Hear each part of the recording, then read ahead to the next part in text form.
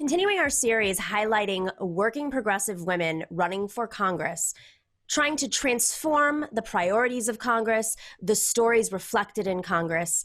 Of course, that is the work of Matriarch, our mission as an organization. We are highlighting somebody that is probably very familiar to many of you. Her name is Cori Bush. She is running for Missouri's 1st District against a 20-year incumbent, Lacey Clay. And she ran last time around, scared the crap out of him, but she was not scared off. And she decided, you know what? I'm coming back for more. And she's been building a movement amidst possibly the craziest of elections in many lifetimes, with COVID happening at once, with uprisings happening. Cori, thank you for running. Thank you for joining us. I know it's been a very busy week for you. You were just endorsed by Bernie Sanders, who you're a surrogate for. Congratulations. Yeah, thank you. I'm glad to be on your show. I'm so glad that you've given women like me this platform to be able to, get our message out for visibility, and because we don't get the same type of media that other candidates get. And so this is such a way to help break down those barriers. I appreciate that, Cori. We gotta stick together, and when they say solidarity, it's not solidarity exclusive to your priorities. It's real solidarity. Cori, you've been running really since I've known you nonstop. You ran the second time around in the midst of a presidential election. You ran around the country campaigning for Bernie Sanders. You've put so much on the line for your community, knowing very well that you're running against a family, literally a family, a man who's been there for 20 years. His father was there before. They're an institution. Yes. And, most folks would say, listen, can't challenge that. You can't challenge the institutional power. Why is it that you originally decided to run and continue to run despite all of the obstacles that they presented and pushed on you along the way? Yeah. So being someone that has gone through so much that I feel could have been different for me. Like, I feel like my life could be different had change happened in our communities. If we had somebody that was pushing for the things that are affecting regular folks, and especially marginalized communities, and what's happening in my urban community. And so just continuing to go through situation after situation, knowing that there is another life. Like, we hear about it, how do I get there? And then we have people who even look like us that are allowing us to continue in these situations, and it's not getting better, it's getting worse. I think back to when I was first asked to run for office. So coming out of the Ferguson uprising, being a part of that whole movement, leading protests, or doing a lot of organizing there.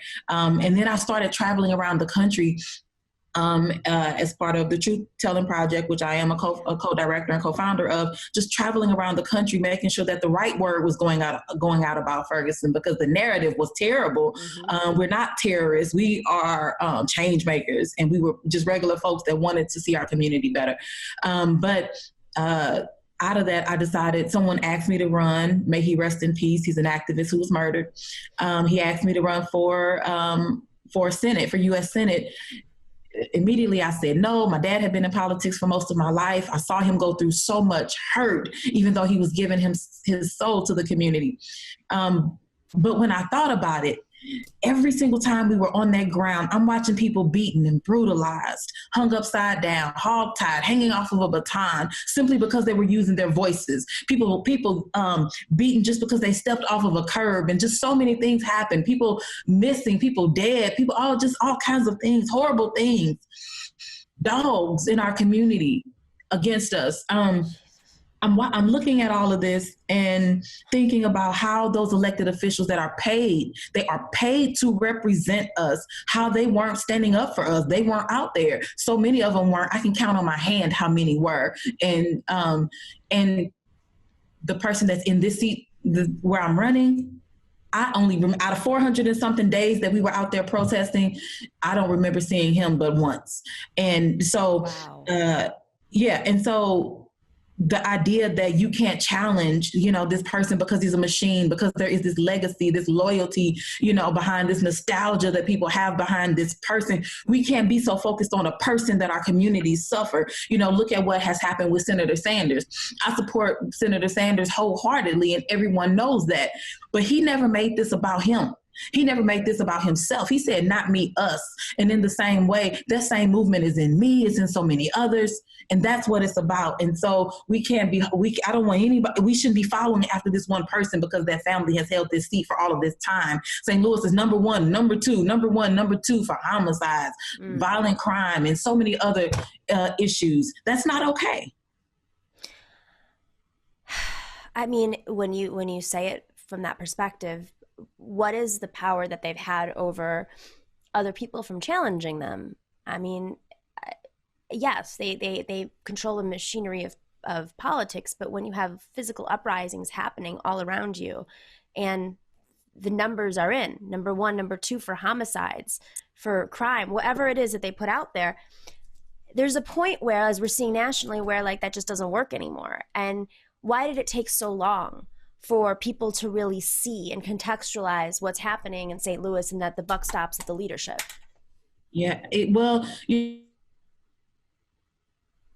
had, there have been people challenging, but for people to support that challenge was hard. Because I'll say this, with the congressman's father moving into that seat in 1969, that was a huge deal, for a Black man to win that seat in 1969, so we understand. And then people will talk about how great of a leader, civil rights activist he was. So I can understand that, but he is no longer in that seat. And so it took, I think even now, even when I ran in 2018, there were a lot of people who felt like, why would you challenge, but this time around, when we started knocking doors for this race back before COVID and, making phone calls since COVID, people are no longer saying that. We're no longer hearing, why would you challenge? We're hearing, oh, it's time, it's time for something different. Because the thing is, even in the midst of COVID-19 and me being sick, this team still kept moving. I was doing what I could, after my first race, when I was brutally, I was violently sexually assaulted. I was raped right after that. I took some time off to collect myself, but then I got right back out there. Not saying everybody has to or everybody should, or we should look down on people who can't. That was my road. And so I'm just that person. So I'm that person that will go to Congress, and no matter what is going on, I'm not caring about whether I'm popular to anybody. I care about, did my district get what they needed? Did our nation move towards, where is that arc bending toward? Is it bending toward justice right now? Am I helping with that? That's what this is about. And so people are seeing it now, and they're saying, enough is enough. We're ready. You are listening and watching The Nomiki Show. Make sure to click subscribe and like and share to get those alerts on YouTube. And if you are not already, please join us on Patreon. It's our patrons who make this show happen. We are an independent media channel. What that means is that we don't have corporate stakeholders pushing us through the algorithms. We're not getting the likes and shares through bots. You guys are what makes this show function. So please, we invite you to join us on patreon.com/The Nomiki Show.